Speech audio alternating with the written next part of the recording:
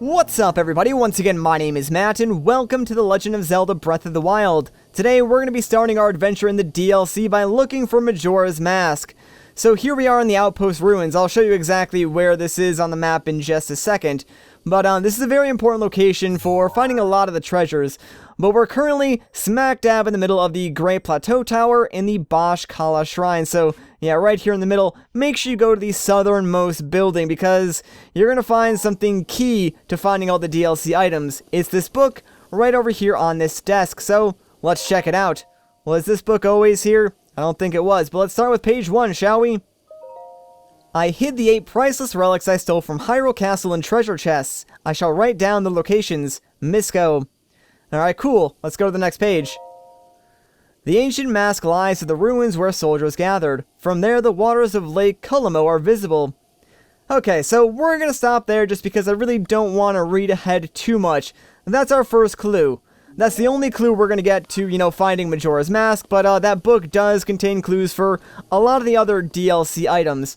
So, obviously now our first goal is to find Lake Kulamo, and thankfully for us, it's pretty close by, directly north of the outpost, and if you zoom in, yeah, you can see some ruins which look pretty interesting, so what do you say we place a pin and go and check those out? It's not that far away, so shouldn't take us too long to get there. Now as we're going, I do want to mention that the book back at the outpost contains hints to 8 different chests, all DLC items. It contains hints to the chest obviously containing Majora's Mask because we're going there now, hints to the chest containing Midna's helmet, hints to the chest containing the pieces of the Phantom armor set, which of course is the armor that was pretty much borrowed from the Legend of Zelda Spirit Tracks, and hints to the chest containing the Tingle armor set. So yeah, add that all up, in total 8 different chests. Now, it's not all the items in the DLC, so you might be wondering how you get those extra items. And of course, I'll have videos on how to get like everything in the DLC, so don't you worry. But if you want to get them on your own, you'll find 2 more books that contain hints. One of them will be at the Woodland Stable, and the other is at the South Akala Stable. So you go inside, in the back, I think on like the right side of the stable, you'll find the books that you're looking for. Just read those, and you'll get the hints that you need.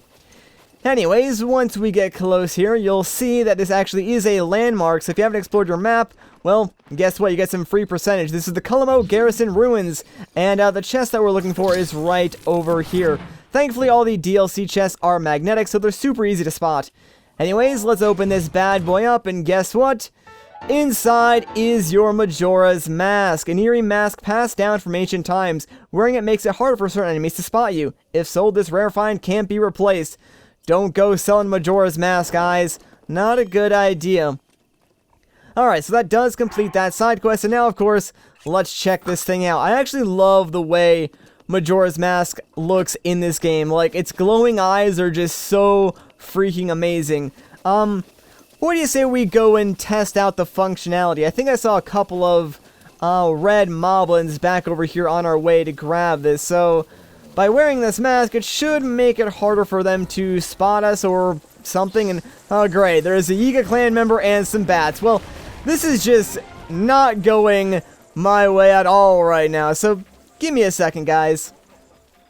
Okay, so I took out that Yiga clan's member, and I did stumble upon this base camp for some red bokoblins, and we're wearing Majora's Mask, so let's see exactly how this thing works, because I'm not exactly sure. It does seem like they spot me, but as far as I can tell, they're not really that hostile to you, which is kind of interesting. So yeah, as long as we're wearing this mask, they'll like come up to you, sniff you, I guess, but they won't attack you, which is really, really interesting. Also, it's kind of strange, because we can just sort of do whatever we want, and they're not going to attack us at all. Like, we can even walk around, and they'll just start to follow us. So, yeah, look at us, man. We got our own posse of, a couple bokoblins and a moblin. We got our own entourage. We are looking good.